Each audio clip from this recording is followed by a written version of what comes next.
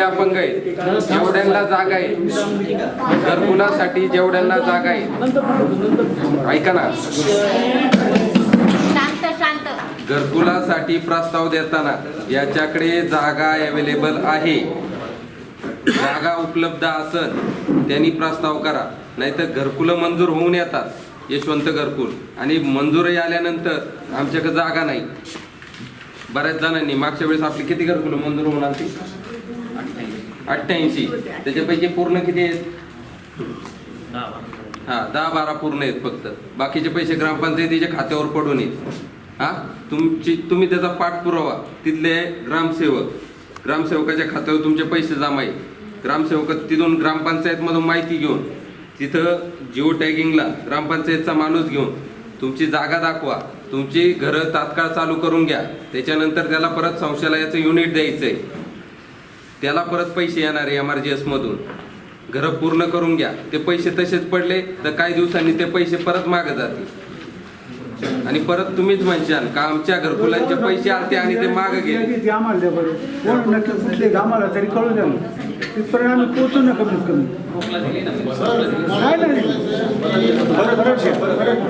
पूर्ण कागदपत्र दिलेले आणि तिथे विचारायला गेले की ते सांगतात आज वरून मंजुरी नाही. कसले? घरकुलाचे यशवंत घरकुल. कधी दिलेला आहे तुम्ही अर्ज? 2 वर्ष झाले. कुठं दिलाय? पंचायत समितीत दिलाय, म्हणजे आमच्या पिंपळवंडी गावामध्ये. कोणत्या गावातून? पिंपळवंडी गाव. मी 2 वर्ष प्रत्येक वेळेला गेलो ते म्हणतात वरून मंजूर व्हायच्या, अजून वरून मंजुरी नाही. नाव सांगा. बाळू सोनभाऊ कोकाटे. एक मुक्का आहे, त्याला तर बोलता येत नाही, त्यांनी 2-3 वेळा घरकुलाचे अर्ज केले. गोपीनाथ फपाडे साहेब, अशी अडचण यायला नाही पाहिजे. कारण मी स्वतः ज्यावेळेस सभापती नव्हतो त्यावेळेस मी स्वतः लोकांचे अर्ज भरून आणलेले 11 अर्ज भरून आणलेले, परिपूर्ण दिले. मागच्या वर्षी जेवढे दिले तेवढे मंजूर होऊन आले. आता मंजूर होऊन आल्यानंतर मला जे माझ्या गावात अडचणी आलेले तेच तुमच्या पुढे सांगतो. कारण निम्मे जण घरच चालू करत नाही, ते सांगतात करू चालू, कोण म्हणते भाऊ जागा देत नाही किंवा काय नाही. पण प्रस्ताव पाठवताना आपण तुमचा कसा पाठवतो? तुमचा प्रस्ताव पाठवून देतो, शासनाकडून पैसे मंजूर होऊन येतात, पण ते पैसे तसेच पडून राहतात ना. त्याचा उपयोग झाला पाहिजे, घरं पूर्ण झाली पाहिजे. सगळ्याच्यामध्ये आमचा एक विषय, जे दिव्यांग लोक आहेत ज्यांच्याकडे जागा नाही, घर नाही, अशा लोकांनी काय करायचं? तुम्ही गायरानात जागेची मागणी केली का? मागणी काही केली? तुमच्या ग्रामपंचायत मध्ये गायरानाची मागणी केली? तिकडं पंचायत समिती जा. आता माझ्याकडचे विषय संपलेले आहेत. तुम्ही जे मला निवेदन दिलेलं आहे सर, एक समस्या आहे. चला सांग सर, एक मिनिट फक्त. एक ही महिला आहे आपली दिव्यांग तक्रार निवारण अधिकारी म्हणून आपणाकडे एक विनंती आहे की ही जी महिला आहे देवळे गावची महिला आहे, तिच्या जागेमध्ये दुसरा व्यक्ती म्हणजे घर बांधत आहे. म्हणजे तिला म्हणजे तिच्या जागेमध्ये घर बांधायला नाही पाहिजे, पण तिच्या जागेमध्ये तो घर बांधत आहे. त्याचं घरकुल झालेलं आहे मंजूर त्याला, आणि तो तिच्या जागेमध्ये घर बांधतोय. ते बोलताना तुम्ही बोलू नका, तुम्ही बोलताना तुम्ही बोलू नका. तुमचं काय मॅडम नाव? नाव सांगा. पिलाजी बराडे. माझं नाव सुनीता पिलाजी बराडे. सुनीता पिलाजी बराडे. बोराडे. घरकुल कुणाला मंजूर झालेले? लवकुंजी बराडे. वडिलांचं नाव काय? कोणच्या? तुमच्या वडिलांचं? पोलीस कंप्लेंट पण केलं. सुनीता दुंदामुकणी असं माहेरचं नाव आहे. वडिलांचं? सासऱ्याचं रखमा दोंडू बराडे. सासऱ्यांचं नाव रखमा दोंडू बराडे असं आहे. माणूस आहे, 2-3 वेळा घरकुलाचे अर्ज केले. त्याची मिसेस सारखी मला फोन करते, म्हणजे आमच्या घरकुल अर्ज देऊन कुठल्या कास्टमध्ये कुठले? नाही, ओपनच आहे. ओपनमध्ये यशवंतचा अर्ज केलेला आहे. यशवंतशिवाय दुसरा ऑप्शन नाही. यशवंतचाच अर्ज केलेला आहे. काय नाव? गोपीनाथ कोका. कार्ड असेल ते.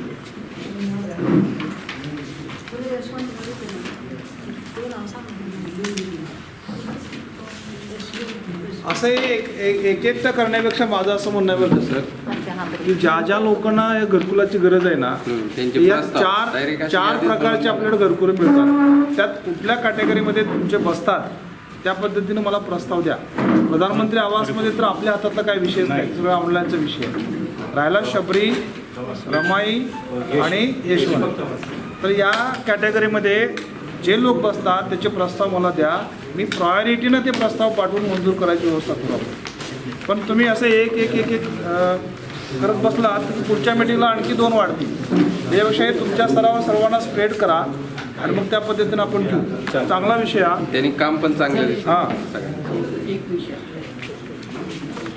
अपंगांना ज्या ज्या अडचणी येतात घरकुलच्या बाबतीत किंवा जागेच्या बाबतीत पोलिसांचं आम्हाला संरक्षण भेटत नाही. अपंगांना उडत उडत अशी सुट्टी उत्तर देतात. अपंगांना जो न्याय मिळत नाही. अपंगांना सचल न्यायालय अपंगाला सहकार्य करायचं काम आहे. घरकुल असो काही वादिवाद असो तर पोलिसांचं संरक्षण पाहिजे ही तातडीने आम्हाला विनंती. त्याचा GRS मी काढून आहे सरांकडे आहे, बरोबर का? त्यांच्याकडे आहे. जुन्नरचं पोलीस स्टेशन सुद्धा अपंगांची दखल अजिबात घेत नाही. हो सर तिथपर्यंत सर यांची तक्रार निवारण करणार ना आपण? एवढी तक्रार हे देतो मी त्या विभागाला पाठवून देतो. बोलून द्या मॅडम. 1 मिनिट. वारंवार 4 वेळा आम्ही पोलीस स्टेशनला गेलो तरी आमची सुद्धा दखल घेतली नाही. अपंग म्हणजे काय हे अपंगाला कच्चा समजतात. आमचे तिथले अपंगाचा न्याय सुद्धा देते नाही आम्हाला. लवजी बराडे आम्ही रडपुडे आलो 4 वेळा फेरे मारून आलो आम्हाला सुद्धा न्याय देते नाही. आम्ही काय करायचं अपंगांनी? गणेश थोडं शांत घे. हो काय शांत बसायचं? 50 वेळा फेरे मारून आलो आम्ही पोलीस स्टेशनला. आमची सुद्धा दखल घेत नाही. हा पण तो आहे ना, नाही शांत बस ना. अपंगाला न्याय मिळालाच पाहिजे. एक मिनिट ऐकून वैयक्तिक नाही, आपण संघटनेमार्फत सगळे करू. तू आम्हाला संघटनेकडे पत्र दिले की तुझा आम्ही ना त्या संदर्भामध्ये आपण त्याच्यावर छडा लावू. पदाधिकारी कशासाठी जबाबदार? 4 जण गणेश, तुझे जे तक्रार आहे ना, हो तू लेखी संघटनेकडे तक्रार कर. 1 मिनिट ऐका. आतापर्यंत किती वेळा पोलीस स्टेशनला आपण गेलो? दखल घेतली नाही. हा मग मी अरे तेच पण सांगतो. वैयक्तिक गेल्यावर कुणी दखल घेणार नाही, संघटना गेल्यावर ती दखल घ्यावी लागणार. हा मुद्दा इथं मांडायचा नाहीये. तो समोर आपल्याला मांडावा लागेल. एखादा खून झाला एखाद्या त्याला जबाबदार कोण? अरे शांत हो अपंगाला न्याय होतो तरी पण याला जबाबदार कोण? याचं उत्तर घेतलं काही संघटनेने कोणी अधिकार घेतला पोलीस हे स्टेशनसाठी? तू तक्रार केली का संघटनेकडे? मी बोललोय वाढ यांना बोललोय मी. यांना 4 वेळा बोललो मी. अध्यक्ष आपण जाऊन आलोय पोलीस स्टेशनला. तुम्हाला तुमच्या घरच्या लोकांना सगळ्यांना एकत्र बोलवले, तुमच्या घरचे येत नाही. ठीक आहे. सभापती महोदय, आपल्या हे जे अपंग बांधवांनी त्यांच्या व्यथा मांडल्या, तुम्ही सगळे मंडळी सोडवत असता, तुम्हाला मनापासून धन्यवाद. एक छोटी विनंती आहे, प्रत्येक गावामध्ये अनेक ठिकाणी अतिक्रमण होत आहे.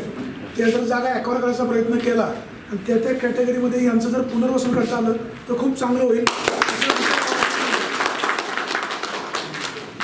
वाडेसाहेबांनी सांगितलं त्या विषयाला मी आत्ता सांगतो की आपल्याला जर घरकुल पाहिजे असेल आणि स्वतःची जागा नाही आहे तर अशा वेळेला आपण एक 3-4 कॅटेगरीतनं आपण घरकुल देतो. एक तर त्यांना स्वतःची जागा नसेल तर त्यांच्या नातेवाईकांपैकी जागा किती 269 चौरस फूट म्हणजे अर्धा गुंठा जागा लागते. ती जर आपल्याला मिळत असेल तर शासन पंडित दीनदयाळ उपाध्याय जागा खरेदी योजनेमध्ये 50,000 रुपये देते. नंबर 1. समजा आपल्याला नातेवाईकांचं किंवा आणखी खाजगी व्यक्तीकडून सुद्धा जागा मिळत नसेल आणि जर गावामध्ये गायरान असेल, गावठाण असेल, शासकीय जागा असेल तर त्या जागेची सुद्धा प्रस्ताव तुम्ही आमच्याकडे ग्रामपंचायतीमार्फत आपल्याकडे देऊ शकता. ते प्रस्ताव आपण तहसीलदार, प्रांतसाहेब, कलेक्टर, ते प्रस्ताव गटविकास अधिकारी, प्रकल्प संचालक DRDA, CO मार्फत कलेक्टर अशी ती मंजुरीची प्रक्रिया सुरू होते. मंजूर झाल्यानंतर मग आपली पुढची कामं सुरू करता येते. ओके. आदरणीय BDO साहेब, अनेक गावांमध्ये धनदांडग्या लोकांनी जागा बळकवलेल्या आहे. ते जर ॲक्वायर करायचा प्रयत्न झाला तर जागा भरपूर उपलब्ध होऊ शकेल. किमान ते शासनाच्या जागा आपल्या मोकळ्या ताब्यात तरी येतील. ठीक आहे, चालते. बघू आपण सर, तो मोठा विषय आहे पण घेऊ आपण जवळ मार्ग निघेल ना. सुरुवात करू. हां, तर त्याच्यासाठी सर आता आपल्याकडे काय केले, ड्रोन सर्वेचं एक्सेल फाईल सुरू केलेले आहे. प्रत्येक याच्यामध्ये 8 अपडेट करून घेतो आहे. त्याचे XML फाईलमध्ये आपण सगळे अपलोड करून घेतो आहे आणि ते आपल्या मोजणीचे जे भूमी अभिलेख आहेत त्यांच्याकडे आपण त्या फाईल्स पाठवलेल्या आहेत. आता ती प्रक्रिया सुरू आहे.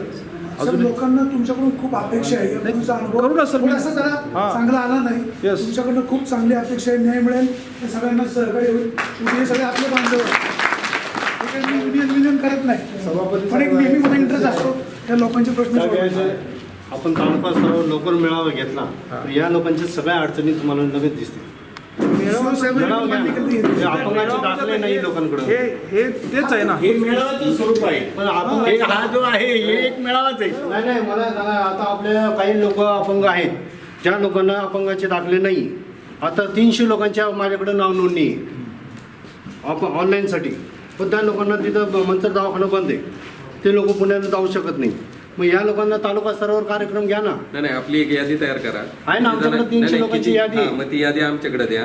किती जणांचे ऑनलाईनचे दाखले 300 लोकांची. हा मग आपण कागदावर आहे ना, कागदावर. हा रेडी आहे. आपण आता वाणीसाहेब ते शल्यचिकित्सक पाठवून त्याच्यानंतर आपल्याला एक तारीख तालुक्यातच ऍडजस्ट झाली. तारीख फिक्स करायची आहे. तालुक्यातच घेऊन एका जागी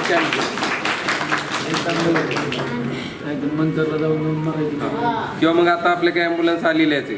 आपल्याला जरी त्यांनी एक वार दिला, समजा मनसरला देऊ द्या, पुण्याला देऊ द्या, आपल्या ॲम्ब्युलन्स आहे, आपले सगळे जे बांधव असतील त्या बांधवांसाठी नेण्यासाठी तर साहेब पुण्याला गेल्यानंतर याला 24 तास थांबून लावावं लागते.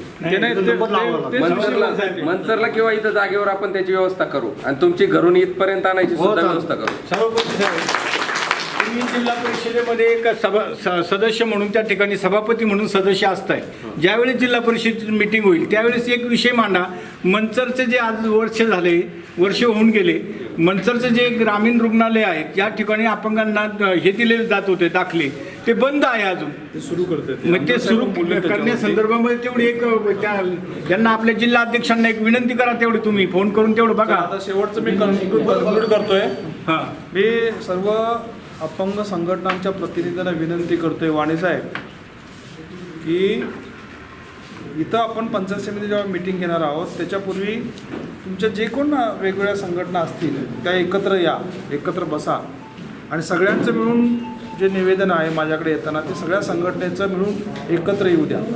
त्या प्रत्येक मॅडमच्या संघटनेचं वेगळं, तुमच्या संघटनेचं वेगळं, यांच्या संघटनेचं त्यांच्या संघटनेचं असं न करता जेवढ्या तुमच्या काय 2-4 काय किती संघटना असतील त्यांनी एकत्र यावं मीटिंगपूर्वी आणि मग तुमचे काय मुद्दे असतील, यांचे काय ते कॉमन मुद्दे असतील तर कॉमन ठेवा, त्याच्यापेक्षा वेगळे मुद्दे असतील तर त्याच्याखाली ओढून घ्या आणि एक पत्र सगळ्यांच्या वतीनं तयार केलं तर विषय मांडतानाही तो सोपं पडतं आणि आम्हाला कारवाई करताना पण ते सोपं पडतं. आणि हे एवढा थोडासा बदल आपल्या स्तरावर तुम्ही करून घ्या. आणि मला वाटतं अजून काय तुमच्या असतील विषय तर एका पेपरवरती करून मला द्या. मला परत दुसरी 1-2 वाजता मीटिंग शिवजयंतीच्या संदर्भात आहे. तुम्हाला की तुम्ही जे योजना असतात त्या ग्रामसेवकांमार्फत अपंगांपर्यंत पोहोचवा. अपंग तर प्रत्येक अपंग इथपर्यंत येऊ शकत नाही. काय काय सांगायचं, आम्ही ग्रामपंचायतीमध्ये जातोय, आम्हाला तिथले व्यवहार माहिती आहे सगळी, म्हणून आम्ही तुमच्याकडे पोट तिथून सांगतो. कोणी काही सांगत नाही. योजनेची माहितीच देत नाही ग्रामपंचायत स्तरावर. कोणत्याही योजनेची माहिती मिळत नाही. अशी परिस्थिती आहे. काम आहे सांगायचं. प्रत्येक योजनेचा प्रसिद्धी फलक आपण त्या गावातील बोर्डवर, ग्रामपंचायत बोर्ड लावायला सांगतो. सगळी 50% घरपट्टी माफ कुठल्या वर्षापासून सुरू होणार आहे? अंमलबजावणी कधी? 2016 त्याची अंमलबजावणी कधी होणार चालू? 2016 चालू झालं ना? हो 2016 पासून. ऐकून घ्या.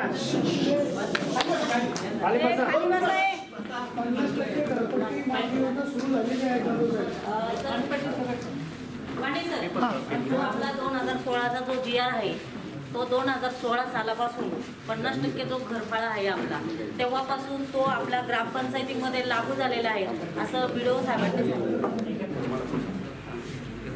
गाळ्यांची संख्या किती आहे त्या प्रमाणामध्ये तर ते GR मध्ये असं म्हटलं की दिव्यांगांसाठी व्यापारी गाळ्यामध्ये प्राधान्य देण्यात यावे है ना. तशा सूचना ज्या ठिकाणी ज्या ग्रामपंचायतीमध्ये अशी गाळे असतील त्या ग्रामपंचायतीला आम्ही त्या सूचना देतो. स्टॉलबाबत जे आहे तर त्याच्या स्टॉलच्या बाबतीमध्ये ते याद्या जिल्हा परिषदेकडून मंजूर होऊन येतात. आणि इथं फक्त वितरणाचे काम गट पातळीवरती तालुका पातळीवरती होत असते.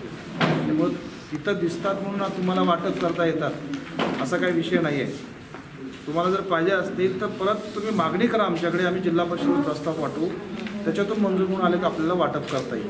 पण हे कोणाच्या तरी नावाने निश्चितपणे ते आलेले आहेत, त्यांना आपण वाटप करायची व्यवस्था करतो. जाधव साहेब 3-4 वर्ष असेच पडून आहेत. आम्ही प्रत्येक बरेच वेळा त्यांना विचारलं, आम्हाला लेखी द्या कुणाचे आहेत काय आहेत. आम्ही तसं म्हणजे आम्हाला जिल्हा परिषद ठीक आहे, तुम्ही कोणाचे ते बघून घ्या, नाही तर परत मग ते जर नसेल कोण घेऊन जात तर ते परत त्यांचे अर्ज वाटप करून टाका ना. त्यांची रोजीरोटी होईल व्यवस्थित. 100% आपण बेडसर तिला आईवडील नाही, निराश आहे ती. 2-3 वर्ष झाली मी मगाशी मॅडम बोलले घरकुलाचं काय करायचं नाही, कसं करता मला हो. मी काय म्हणतोय, मी मगाशी सांगितलं ते तुम्हाला कळलं नसतं, परत एकदा सांगतो. नाही यशवंत घरकुलचा विषय सर असा आहे, यशवंत घरकुल देता येईल त्याचा पण एक दिव्यांग महिलेची जरा तक्रार आहे. बाबासाहेब हे 2 विषय होऊ द्या, पण नंतर त्याच्यानंतर विषय उद्या इकडे तिकडे मोबाईल नंबर द्या तुमचे आणि वर्ष खरेदी कधी गेले ते सांगा. टक्के निधी आम्हाला राखून ठेवावा आणि पंचायत समिती स्तरावरचा 5% निधी आहे तो आपल्याला राखून ठेवा. तो राखून असतोच त्याच्यामध्ये. माझ्या स्वतःचा निधी जो आहे सर, यामध्ये पंचायत समितीचा जो आजपर्यंतचा आता मी 4 वर्ष पाहतोय, निधी हा अद्याप वाटप झाल्याचा आम्हाला काही त्याचा संदर्भच नाही. आम्ही दरवेळी त्याची माहिती मागवतोय दरपत्रामध्ये, तुम्ही निधी कुठे खर्च केला त्या संदर्भात आम्हाला माहिती द्या म्हणून. ठीक आहे, आपण द्यायची व्यवस्था करतो. त्या संदर्भात आम्हाला माहितीच नाही. मी गाव विकास आराखड्यात 2 वेळा विषय मांडले. एक वेळा 30,000 म्हणजे 30,000चं हे ठेवले, एक वेळे 25,000चं उद्दिष्ट ठेवले. पण आराखड्याचं तर दाखवलं जातं, इथं आलो इथं बँक दाखवलं जातं. हे काय प्रकार आहे? आराखड्याचा विषय होतो बसा. आपला जो गाव विकास आराखडा आहे तो 1.20 पट करतो आपण, 1.20 करतो. तो 23 आणि 24 तारखेला आपल्याकडे प्रत्येक तालुक्या आपल्या तालुक्यामध्ये आपण 6 ते 14 ठिकाणी मॅडम किती बसा 6 ते 14 ठिकाणी आपण घनस्तरावरच्या कार्यशाळा घेतोय. त्या ठिकाणी आपला हा आमचा गाव आमचा विकास आराखडा तयार करतो आपण. त्या ठिकाणी पण ह्या सूचना आपण देऊ. फक्त आराखडा तरतूद केल्यानंतर कामं करता येतात, पण आराखड्यामध्ये जर आपण तरतूदच नाही केली तर त्या पद्धतीने कामं करता येणार नाही. तर तुम्ही सर्व दिव्यांग बांधवांनी एवढं थोडंसं लक्षात ठेवायला पाहिजे की ज्यावेळा 23 आणि 24ला आम्ही घनस्तरावरती घेऊन त्याच्यानंतर गाव पातळीवरती आराखडा तयार करण्याची कार्यशाळा सुरू होईल, किंवा प्रशिक्षण सुरू होईल, मिटिंग होती. तिथं मात्र या गाव विकास आराखड्यामध्ये आपली तरतूद करून द्यायच्या. मी ह्या सगळ्या सूचना लेखी स्वरूपात मी त्यांना पण देतोय, ट्रेनिंगमध्ये पण ह्या सगळ्या सूचना सांगतो. त्यामुळे आराखड्यामध्ये आता मी काय सांगितलं, 1.20 पट आराखडा जे 100 रुपये तरतूद आराखड्यावरती असेल तर 120 रुपयेचा आराखडा तयार करावा लागणार आहे. मग आराखडा तयार करताना तुमची 6 कामं घेतली असती तर ती 6 कामं म्हणजे 1.20 पट असणार आहे 120 रुपयामध्ये.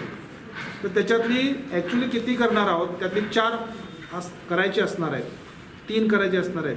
ते प्राधान्यक्रम आपण ग्रामसभेला ज्यावेळेला मंजुरी देतो त्या आराखड्याला त्यावेळेला तो निश्चित करून घ्या. आणि मग ते का खर्च होत नाहीत तर त्याचा आढावा पुढच्या आर्थिक वर्षामध्ये त्याचं होऊन जाईल. परंतु आता जर तुम्ही आराखड्यामध्ये तरतूद करायचं राहून गेलात तर मग मी स्वतः तरतूद करून घेतली. ठीक आहे ना, आता बघू ना आपण ते झालेला तर विषय. मी काय म्हटलं की पुढं आपण चालत राहायचं आहे. यावेळेला आपण विशेषतः दिव्यांगांच्या वरती आपण फोकस करून आराखड्यामध्ये त्याच्या तरतूद करून देऊ, जेणेकरून पण त्या तरतूद करून घेताना वैयक्तिक लाभाच्या तरतुद्या नाहीत, नाही सार्वजनिक लाभाच्या त्याच्यामध्ये तरतुदी आहेत, ती तेवढी दक्षता घ्या. त्याच्यानंतर पंचायत समिती स्तरावरती दिव्यांगासाठी जे तरतूद आहे आमच्या बजेटमध्ये ती कशावर आपण खर्च करतो असा तुमचा प्रश्न आहे. तर आता आम्ही रिवाईज बजेट केलं आहे. कुठं गेले हां सांगा हो त्याला. आपण यावर्षी पंचायत समितीच्या बजेटमुळे दिव्यांगांसाठी 1,23,360 रुपयाची तरतूद केली होती. त्यापैकी 37,550 रुपये आपला आतापर्यंत खर्च झाले. दिव्यांगांना पिठाची चक्की पुरवली अशी योजना घेतली. आपण ते कुणाला दिलं ते काय कोणाला दिलं आम्हाला नाही मिळाले, आम्हाला आलेच नाही. मी स्वतः अर्ज करून देतो. जरा समजून घ्या. ऐकून घ्या त्यांचं पहिल्या, नंतर आपण बोलूया. त्याचं उत्तर सांगतो मी काय. योजना ठरल्याच्या नंतर आपल्या पंचायत समितीच्या नोटीस बोर्डावर कोणती योजना ठरली ते लावलं जातं आणि अर्ज करण्याची मुदत दिली जाते. त्या मुदतीचा अर्ज आमच्याकडे समाज कल्याण विभागाकडे प्राप्त झालेले आहेत. त्याच्यातून लाभार्थी निवड झाली असून जे लाभार्थींचे परिपूर्ण अर्ज आलेत त्याप्रमाणे जी बिलं आपल्याकडे आली त्याचे 50 रुपये खर्च झालेला आहे. त्यांची बिलं आपण पेड केली. तर आता आपल्याकडे उर्वरित निधी शिल्लक असून या वर्षामध्ये 1,23,360 आपल्याला त्यावर खर्च करायचा आहे. आता त्याच्यामध्ये पंचायत समिती स्तरावरचा दिव्यांगाचा जो निधी आहे त्याच्यासाठी किंवा दिव्यांग असेल, महिला बालकल्याण असेल, तर याच्यासाठी पंचायत समितीच्या मासिक सभेमध्ये या बजेटला मंजुरी दिली जाते. या बजेटच्या अनुषंगानं ते डिपार्टमेंट त्याचा आराखडा बनवतं. आराखड्याप्रमाणे मग ती पुढची प्रक्रिया सुरू होते. या पद्धतीनं गेल्या वर्षी मी नव्हतो त्याला, गेल्या वर्षी या पंचायत समिती स्तरावरती याच दिव्यांगाच्या बाबीवरती ती तरतूद केलेली असून त्याच्यामध्ये पिठाची चक्की, बरोबर ना, पिठाची चक्की पुरवणे हे घेतलेली होती योजना. त्याच्यातून जसे ते अर्ज आले, जसे पात्र झाले त्या पद्धतीने त्यांच्या खात्यावरती DBTनं पैसे वर्ग केलेले आहेत. आत्तापर्यंत फक्त 50,000 झालेले आहेत. या आतापर्यंत जे काही आलेले असतील ते प्रस्ताव त्रुटीपूर्तता करून त्यांच्या खात्यावरती आपण वर्ग करतोय. आता पुढच्या वर्षीचं जे काय आपलं अंदाजपत्रक आहे सर, या संदर्भात मी एक बोलतो. माझं असं म्हणणं आहे की जिल्हा परिषदेमार्फत 60% ते 100% अपंग दिव्यांगांना समजा 500 रुपयाप्रमाणे आता अनुदान येते, बरोबर आहे की नाही. तर आता त्याच्यामध्ये 40% ते 59% जे दिव्यांग बांधव वंचित राहतात यांच्यासाठी म्हणजे वैयक्तिक त्यांना प्रत्येकी मिळालं. आता तुम्ही गिरणी देणार, समजा गावातील 4 लोकांना देणार, म्हणजे तसं न करता बाकीचे जे सगळे दिव्यांग जे आहेत जे 40% ते 59% त्यांना त्याचा निधी मिळून तर 2,000 काही येईल त्याची वाटणी. तशा पद्धतीचं वाटप करा. तुम्ही एखाद्याला 4 जणांना 50 जणांना गिरणी देणार. पंचायत समिती स्तरावरचा निधी आहे. पंचायत समितीमध्ये आपले 14 सदस्य आहेत. 14 सदस्य ते 14 सदस्य ठरवतात. त्यामुळे तुमची सूचना मी सचिव म्हणून त्या मासिक मीटिंगमध्ये मांडतो. सभापती साहेब आहेत ना, आम्ही त्यांना विनंती करतो.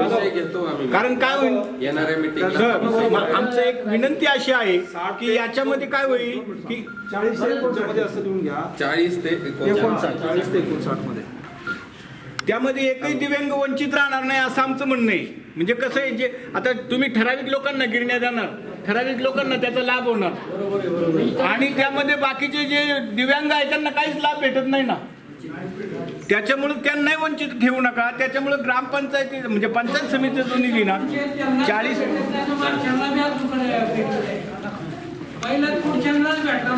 एक मिनिट ऐकून घ्या जरा. मी बोलतोय ना, तर सगळ्यांसाठी बोलतोय ना. म्हणजे एका जणांनी बोलल्यावर सगळ्यांनी बोलल्यावर कसं होणार आहे. तर तेवढी एक आमची सूचना आहे. सभापती साहेब आपल्या मीटिंगमध्ये तो विषय मांडून तेवढे एक करून घ्यावा सर, अशी आमची एक विनंती आहे संघटनेच्या माध्यमातून. इथं 2 महिला त्यांनी 14,000 रुपये भरले गिरणीसाठी, पण 10% रक्कमच भरायची असते. त्यांनी डायरेक्ट 14,000 भरले. तिथं बसलेले आहेत ते. हे भरलेत ना तू कसे 14,000 कोण उभे राहा, उभे राहा, उभं राहा. उभे राहा, दोघी महिला मला सांगत होत्या मगाशी. उभे राहा, उभे राहा. 14,000 रुपये भरले. कसे बसले? आम्ही पण 14,000 कधी भरले? 2 वर्ष झाली जानेवारीला. 10% रक्कम 2 वर्ष झाली. 2 वर्षापूर्वी गाव कोणतं? शिंदेवाडी. आणि शिंदेवाडी. हो. एक मिनिट. नाव सांगा. छाया विश्वनाथ पुरी. छाया विश्वनाथ पुरी. रक्कमच नाही का मला. आता ते जिल्हा परिषद मध्ये होते का पंचायत समितीमध्ये होते? पंचायत समितीमध्ये होते. दुसरं नाव सांगा. मी सांगतो ना, थांबा. विमल रमेश संते. विमल रमेश संते. विमल रमेश संते. गाव नारायणगाव. नारायणगाव. आता आपली DBT योजना आहे. ज्यावेळेस वस्तू खरेदी करणार तुम्ही पैसे देणार त्या वस्तूचे, त्यानंतर तुमच्या खात्यावर तुम्ही ती बिलं जी गिरण्या घेतल्या त्याची बिलं कुठे येणार? पंचायत समितीला देणार. ती पंचायत समितीला जमा केल्यानंतर ते पैसे DBT मार्फत तुमच्या खात्यावर आले असतील. खात्यावर चेक केले नाही आले? ठीक. वर्ष नीट सांगा बरं. गेल्या वर्षी जानेवारी. गेल्या वर्षी जानेवारी. हां. म्हणजे तुमचा नंबर 2021 माझा नंबर. 2000 या इकडं. जाधव नंबर घ्या. 2002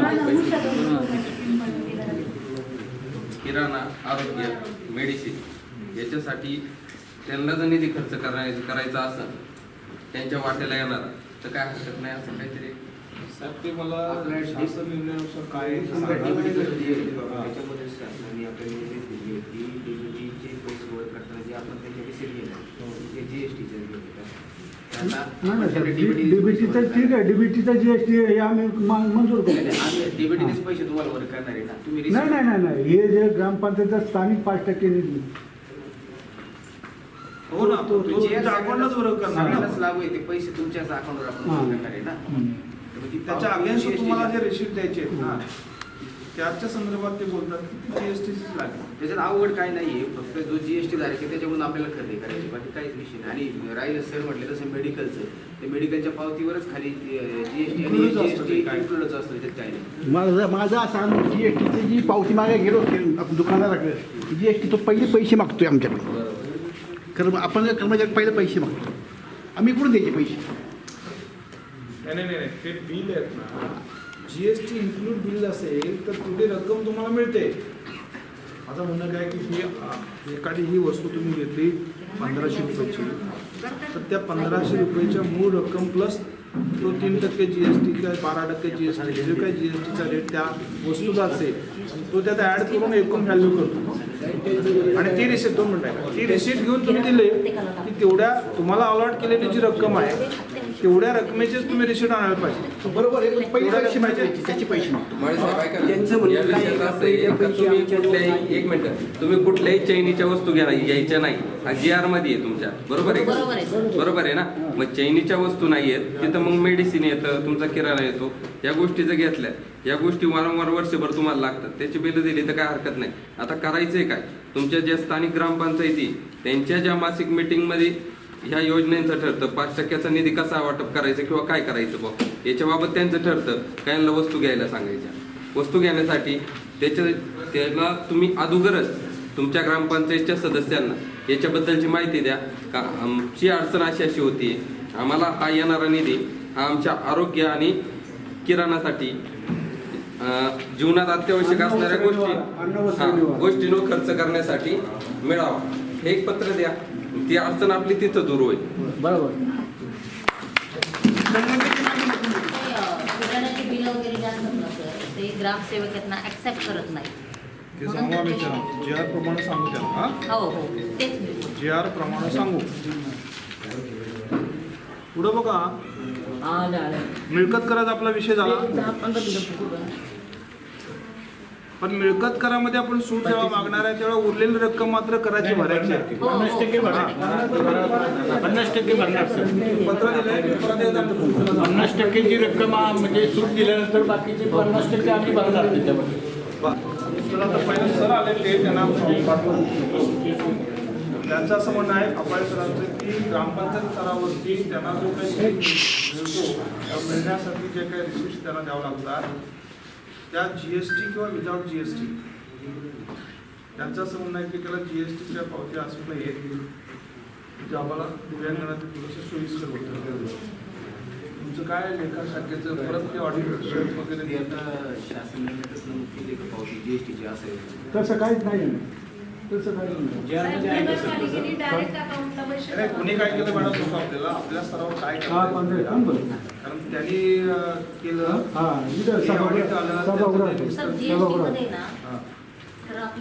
एक मिनिट आहे बोलू. आपले जे मेडिकलची बिलं असतात तिथे GST इन्क्लूड करून असतात. तुमची वर्षभराची मेडिकल बिलं जे असतात ते दाखवून होत नाही का? पण त्यावेळेस दुसरा एक अडचण येते सर का ग्रामपंचायत ज्यावेळेस ठरावानुसार तुम्हाला योजना ठरवते वस्तूंची, तर ग्रामपंचायतीला प्रत्येक ग्रामपंचायतीला असं सांगा का यांना जर आरोग्यावर खर्च करायचा आरोग्य किंवा घरगुती किराणा जरी असेल तरी चालेल. आराखडा तयार करून ग्रामपंचायतीला कळवलेला आहे. तुमच्याकडे त्याच्याकडून संबंधात आरोप द्या. जी काय विरोध केला, कोण काय अडचण आणत असेल किंवा आणखी काही कायद्याला पाठी पडत असेल तुम्ही मला जरूर सांगा. तर तुमच्या संघटने त्याच्यावरती मला पत्रावरती द्या पत्र एखादं, आपण त्याच्यावरती तुमचं असं करून घ्यायची सूचना आपण त्याला करत येतो. आता या सगळ्या बाबी परत एकदा तुमच्या मिनिट्स तयार करून त्या सर्व ग्रामपंचायतीच्या सरपंच आणि यांना सांगतो. चैतन्य ज्वेलर्स आपल्यासाठी घेऊन येत आहे शुभमंगल महोत्सव 2021. कालावधी दिनांक 28 जानेवारी 2021 ते दिनांक 28 मार्च 2021 पर्यंत. गावठी चांदी खरेदी केल्यास मजुरीसह मोफत. जितक्या वजनाचे सोने तितक्याच वजनाची अगदी चांदीही मोफत. शुभमंगल महोत्सव 2021. कालावधी 28 जानेवारी 2021 ते 28 मार्च 2021 पर्यंत. फक्त चैतन्य ज्वेलर्स, सराफ आणि मनी लेंडर्स. पत्ता मुंजाबाद चौक, ओतूर. त्याचप्रमाणे दुकान number 12, 13 Sai plaza complex, Pune Nashik highway, Alephata. Shubhmangal महोत्सव 2021 फक्त चैतन्य ज्वेलर्स मध्ये. तेव्हा आजच संपर्क करा आणि आपल्या शुभ कार्यासाठी सोने चांदीचे दागिने फक्त चैतन्य ज्वेलर्स मध्येच करा. चैतन्य ज्वेलर्स, आपल्या हक्काची पेढी.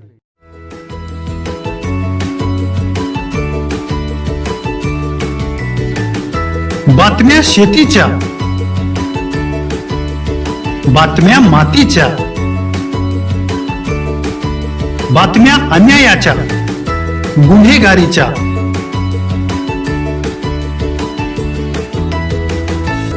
राजकारणाच्या आणि समाजकारणाच्या, शोषणाविरुद्ध बुलंद आवाज, जनसामान्यांच्या हुंकाराची गाज, सत्कार्याला प्रोत्साहन, दुष्कृत्याला अनुशासन, निर्भीड, निस्पृह, सडेतोड, बेधडक आणि रोखटोक म्हणजेच विघ्नहर टाइम्स. शोध बातमीचा, ध्यास सत्याचा. आपलं चॅनल, आपली बातमी. सबस्क्राईब तर कराच, पण बेल आयकॉनवर क्लिक करायलाही विसरू नका.